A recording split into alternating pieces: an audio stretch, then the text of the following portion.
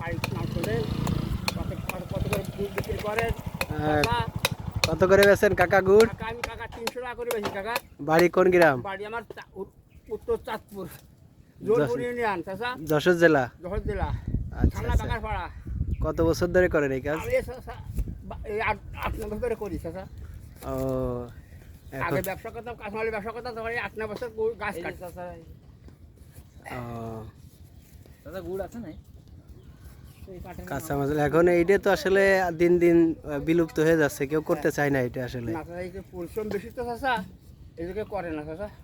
আমরা গরিব মানুষে করতে হয় আমাদের। আচ্ছা ঠিক আছে।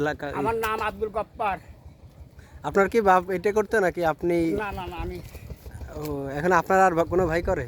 না, তো এরপরে আপনার আর বংশে কেউ করার মতো নাই? সেরকম লাইন নেই। ও, উনি কাছে সেটাই। 50 বছর। আচ্ছা আচ্ছা।